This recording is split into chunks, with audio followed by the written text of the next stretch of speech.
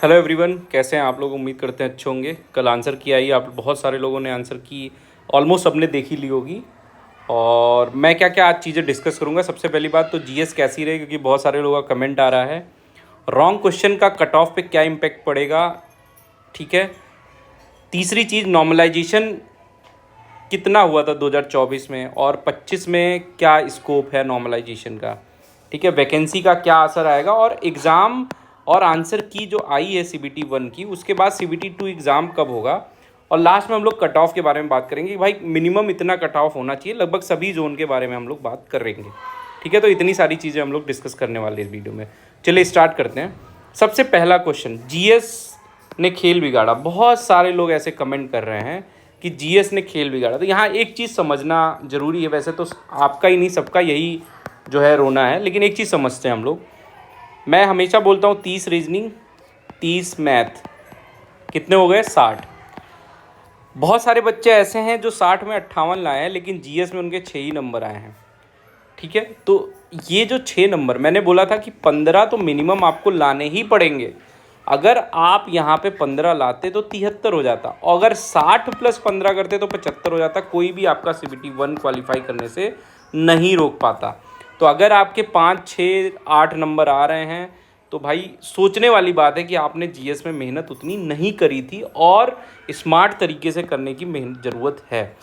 उसके लिए क्या करना है, अभी से सेटबैक होके बैठना है और चीज़ें सही से देखना है, ठीक है। तो जीएस सबकी ख़राब होती है, लेकिन जो सिलेक्शन लेंगे ना, जिनके 75-80 आ रहे हैं वो भी ऐसे ही पढ़े हैं और उन्हीं का सिलेक्शन होगा, मतलब सीबीटी 1 क्वालिफाई होगा। तो ये थोड़ा सोचने वाली बात है। जीएस को थोड़ा और स्ट्रॉन्ग करेंगे हम लोग। आगे आगे बढ़ते। रॉन्ग क्वेश्चन का क्या इम्पैक्ट। एक चीज़ तो ये पहले सुनो। एक चीज़ ये जो भाई लोग बोल रहे हैं कि भैया मुझे ऐसा लगता है कुछ क्वेश्चन में मेरे ऑप्शन चेंज हैं, मैंने कुछ और ऑप्शन भरा था, आंसर की में कुछ और हैं। देखो एक ये चीज़ क्या है ना, शॉर्ट्स वाले भैया जो भी हैं, देखो ये आपकी थिंकिंग है, ऐसा होता नहीं है मोस्ट प्रोबेबली। क्योंकि क्या होता है ना, जब हम लोग जल्दबाजी में रहते हैं तो हमको उस समय समझ में नहीं आता है कि हम क्वेश्चन जो है, कई सारे क्वेश्चन, 3-4 क्वेश्चन जल्दबाजी में हमसे गलत टिक हो जाते हैं, दिमाग में कुछ और चल रहा होता है। ये जब हम घर जाके आंसर की देखते हैं ना, तो हमको लगता है अरे ये तो ईजी क्वेश्चन हमने गलत कर दिया, ठीक है। तो वो होता है जल्दबाजी में, एग्ज़ाम का प्रेशर होता है, बहुत सारी चीज़ें होती हैं। ये भाई भी यही चीज़ कह रहे हैं, ठीक है। तो ये सब चीज़ें छोड़ो। फिर भी रॉन्ग क्वेश्चन का इम्पैक्ट क्या पड़ेगा। देखो एग्ज़ाम में 3-4 क्वेश्चन तो जो औसत है गलत होता है, और उसके लिए सब लोग जो है अपना करते हैं कि भाई 50 रुपये दे के, आपको पता है उसके लिए आपको करना है, तो वो क्वेश्चन सही होते हैं। तो ये 3-4 क्वेश्चन जो सही होते हैं, बहुत सारे लोगों को सीबीटी 1 क्वालिफाई कराते हैं, ठीक है। तो अगर आपके जैसे 68 नंबर आ रहे हैं और आपको लग रहा है कि आपके 3-4 सवाल सही गलत हैं, तो वो समझ लो 70-72 नंबर आ रहे हैं। तो इम्पैक्ट पड़ता है गलत क्वेश्चंस का, ये चीज़ आप ध्यान रखना। मैं ये सब चीज़ें क्यों बता रहा हूँ आपको, फिर मैं क्यों बता रहा हूँ वो चीज़ समझो। क्योंकि एग्ज़ाम मैंने बताया था पिछली बार, आपका एग्ज़ाम जो हुआ था सीबीटी 1 का 2024 में, वो आपका 24 जून को ख़त्म हुआ था, 24 या 25 जून को, और 30 जून को आंसर की आई थी। और सीबीटी 2 हुआ था 13 अक्टूबर को। जुलाई, अगस्त, सितंबर, अक्टूबर, 3 महीने बाद। लेकिन सीबीटी 1 का जो रिजल्ट आया था वो शायद 19 सितंबर को आया था। तो 19 सितंबर से अगर आप सीबीटी 1 के रिजल्ट का वेट करेंगे तो कुछ नहीं होगा भाई। तो इसलिए इस चीज़ को समझो, मतलब ये समझो कि 3 महीने बाद रिजल्ट आया था पिछली बार, तो 2.5 महीने तो मान ही लो कि 2.5 महीने बाद आपका 2 महीने तो रिजल्ट में लग ही जाएंगे आने में। लेकिन रिजल्ट का वेट करेंगे तो उसके बाद बहुत कम टाइम मिलता है सीबीटी 2 में। अब नॉर्मलाइजेशन की बात करते हैं, ठीक है। बहुत सारे लोग, कल मैंने वीडियो बनाई थी उस पर कमेंट भी किए थे। Last time I got only 4 marks extra in normalization, so don't believe in normalization, ये भाई बोले हैं।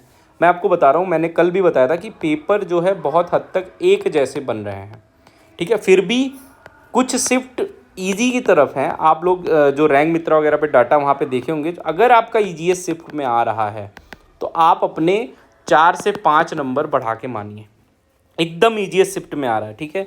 हालांकि 7-8 नंबर भी किसी किसी का बढ़ता है, लेकिन बहुत मुश्किल है। तो 4 से 5 नंबर आप बढ़ा के मानिए, या मैक्सिमम मान लीजिए तो 6 से 8 नंबर, लेकिन 2 से 3 नंबर ज़्यादातर लोगों के बढ़ते हैं, या 4 नंबर। तो ये नहीं कि इसमें 10 से 15 नंबर बढ़ेंगे, ये समझ लीजिए कि 4 से 8 नंबर तक नॉर्मलाइजेशन होगा, ठीक है। ये आप मिनिमम समझ रहे हैं तो 2 भी होगा, ये भी समझ लेना, 1 नंबर भी नॉर्मलाइजेशन होगा। अगर आप एकदम ईजी शिफ्ट में हैं तो आपके नॉर्मलाइजेशन नहीं होने वाले ज़्यादा। तो ये नॉर्मलाइजेशन का भी इम्पैक्ट पड़ता है। पिछली बार की क्या कट ऑफ गई जरा उसको देखते हैं। पहले वैकेंसी समझते हैं। पिछली बार वैकेंसी 2024 में 8,113 थी। इस बार 5,810 यानी 2,303 वैकेंसी कम हुई है। ठीक है, कम हुई है, फॉर्म भाई कम नहीं पड़े हैं। और एक गलत बात यह है कि 2024 वाले बच्चे भी बेचारे क्या करें, वो भी इसमें बैठे हैं। और वो भी कई सारी लोग जो है वो आपके CBT 1 क्वालिफाई करेंगे, CBT 2 देंगे, सब लोग करेंगे। हम भी होते तो यही करते, क्योंकि फाइनली रिजल्ट नहीं आएगा तो आदमी को कैसे ट्रस्ट होगा कि मेरा नहीं है। तो वैकेंसी भी बहुत ड्रॉप हुई है, कट ऑफ बढ़ेगा, ये समझ लो आप। आगे बात करते हैं। मैंने बताया था पेपर का लेवल जो है वो इजी था। देखो 2024 में जो मिनिमम कट ऑफ UR की बात करें तो 67 से 74 गई थी आफ्टर नॉर्मलाइजेशन, 67 से 74। अब इस बार भर्ती कितनी कम हुई, 2300 वैकेंसी लगभग कम हुई है। ठीक है, तो देखो कुछ जोन है जैसे डेंजर जोन, चंडीगढ़, प्रयागराज, पटना, गोरखपुर। यहाँ पे अगर आप समझ लो कि नॉर्मलाइजेशन के बाद 80 भी पा रहे हो ना, तो आप अपने आप को सेव नहीं समझ सकते। लेकिन हाँ, उम्मीद है कि आप 75 से ऊपर अगर नॉर्मलाइजेशन में जा रहे हैं तो इन सब जोन में भी आप सेफ हो सकते हैं। ठीक है, डिपेंड करेगा रॉन्ग क्वेश्चन और सारी चीज़ों पे। बाकी ये सारे जोन ऐसे ही हैं। पटना में तो शायद UR की वैकेंसी ही नहीं है। इसी तरह से जो भी कैंडिडेट है, चाहे OBC के हो, EWS के हो, OBC EWS लगभग बराबर ही कट ऑफ जाती, कहीं कहीं 1-2 नंबर का अंतर दिखता है। बाकी SC वाले भाई जो भी हैं, ये समझ लो कि अगर आप UR से बिलोंग करते हो, ठीक है, और इन सारे जोन को छोड़ के अगर आपके 70 नंबर मतलब अभी आ रहे हैं मार्क्स, तो आप हो फाइट में, ये चीज़ समझना। 67 गई थी, इस बार 70 नंबर या 71 नंबर मिनिमम कट ऑफ जाएगी। उससे ज़्यादा हाई तो भाई 85 भी जाएगी, ये भी आप देख लेना। हम किसी जोन की बता रहे हैं, किसी जोन की 70-71 भी जाएगी और हाई इतना जाएगी। तो कुल मिला के आपको करना क्या है, अभी करना ये है कि CBT 2 के लिए टाइम नहीं मिलेगा। अगर आपके 70 मार्क्स भी हैं ना, किसी भी जोन से आप बिलोंग कर रहे हो, मैं कह रहा हूँ प्रयागराज से भी हो बिलोंग कर रहे हो, और ईजी शिफ्ट टफ शिफ्ट अपना देख लो, तो CBT 2 का कुछ नहीं कर सकते तो दूसरे दिन एक मॉक दे दो और उसको अच्छे से रिवाइज करो। ठीक है, बाकी अदर एग्जाम की अगर प्रिपरेशन कर रहे हो तो कोई नहीं, करते रहो, लेकिन CBT 2 का मॉक दे दो और रिवाइज करते रहो। कंप्यूटर अगर आपने नहीं पढ़ा अब तक तो मेरा कोर्स है कंप्यूटर की, 6 वीडियो है, एक प्लेलिस्ट है, उसमें जाके देख लो। अपडेटेड क्वेश्चन भी हम लोग कंप्यूटर के करने वाले हैं, जल्दी 2-4 दिन में वो ले आएंगे। पढ़ते रहो, कोई भी दिक्कत आती है मैसेज करो। देखो होप मत खो, और इसमें कुछ अलग नहीं पढ़ना, तो CBT 2 की तैयारी करते रहो। जिन लोग का नहीं हुआ है, अपनी गलतियां मान लोगे भाई तो आगे बढ़ोगे, और एक दिन भी बिना देरी किए उस पर काम करो, नहीं तो सरकारी नौकरी की तैयारी छोड़ दो, क्योंकि इतनी आसानी से नहीं मिलती है। गलती कर रहे हो तो उसको अगर जान गए कि भाई मेरा GS में नंबर कम आया तो GS में मेहनत करो। मैथ रीजनिंग में अगर 55 ही पाए हो तो 5 नंबर तो तुम यहीं कम हो गए हो। तो कुछ पेपर का लेवल पिछले जैसा ही था। जो लोग कह रहे थे बहुत टफ था, तो बहुत टफ नहीं था, पेपर का लेवल पिछले जैसा ही था। तो तैयारी करो अपना, जो भी गलती की हो उसको सुधारो, बाकी जो भी होगा देखा जाएगा।